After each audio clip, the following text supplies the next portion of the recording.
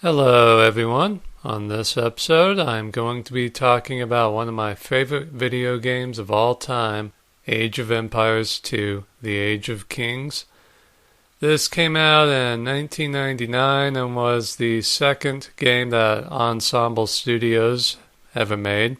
And it's absolutely one of the most important video games for me that I ever played. I guess I first played it probably in 2000, so I would have been 13 years old. And I mean, I was already a history buff and military history kind of guy, but I mean, this introduced me to a whole new world of stuff. I mean, this was just a hugely important game for me in my life. I mean, before playing this, I didn't know really anything about Joan of Arc. Everything I knew about William Wallace was from the movie Braveheart. I had never heard of Barbarossa. I guess I had heard of Chinggis Khan, which is how you properly pronounce it, by the way. The French archaeologist who gave us Genghis Khan was actually mispronouncing it, so it's Chinggis Khan, but whatever.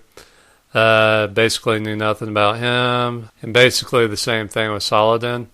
I had never even heard of him, so I mean, those are all the campaigns, I think. I think that's all of them. Yeah, those are all the campaigns from the Age of Kings, so I mean, each one was an eye-opening experience for me.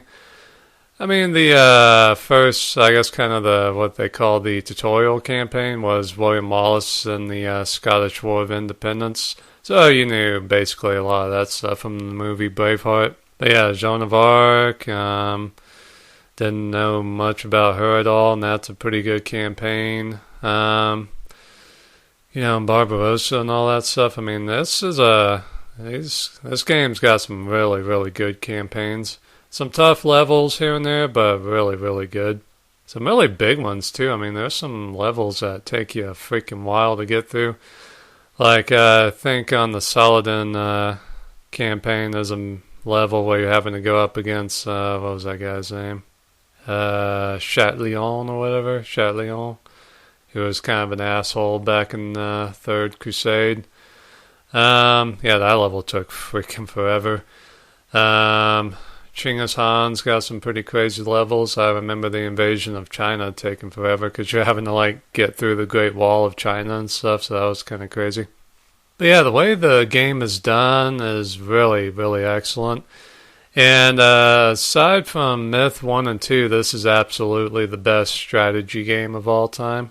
And I will fight anyone who disagrees with that because, I mean, this game is just perfect. Well, it's kind of like the reason why this game is so great is kind of the same reason why I think Halo 1 is the best first-person shooter of all time. It's something that I call simplistic perfection.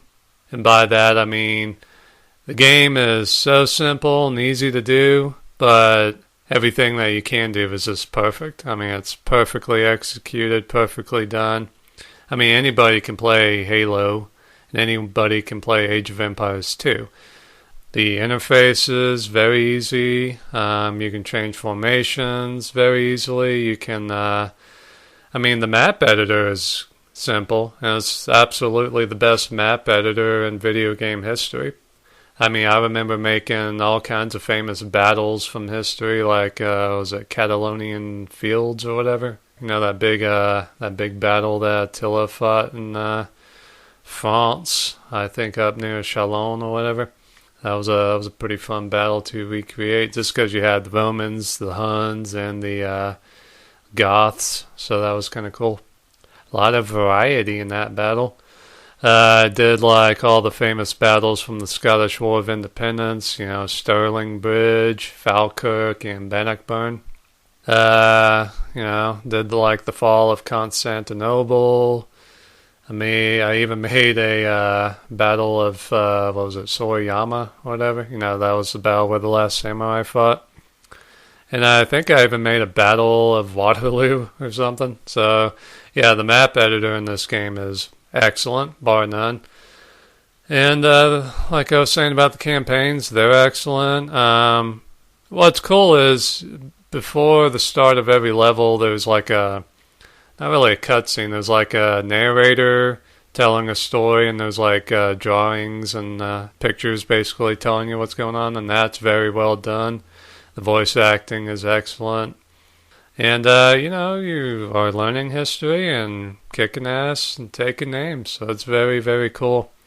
It's not the most historically accurate game, but, I mean, considering that I was 13, this, really got me off my ass and interested in all these different time periods and civilizations and wars and battles and stuff. So, if you got a kid or a teenager who hasn't played this, you definitely got to get him or her to check this game out. And the soundtrack is really good. I mean, the opening intro movie thing or whatever is really, really cool. The game has one of the best expansion packs ever. What was it called? Just the Conquerors, I guess. Age of Empires 2, The Conquerors. Yeah, and with that, you get 3 new campaigns that, again, taught me a lot that I didn't know. Like one campaign is Attila's campaign, and I had never heard of Attila. I don't even think I knew how to pronounce his name when I was reading. I was like, Attila? But yeah, that's a really good campaign. I mean, you go from his exploits back in the steppes, and then you go up against the Byzantine Empire or the East Roman Empire. Yeah, let's go with that. Then you get to invade Rome and fight Catalonian fields and all that, so that's a great campaign.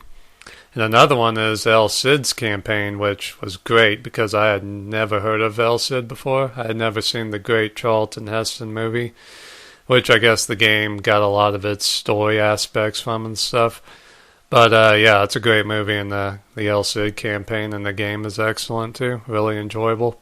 And even the last campaign is the Spanish conquest of Mesoamerica, so you get to fight as the Aztecs against the Spanish. That's a great campaign. I always love that one.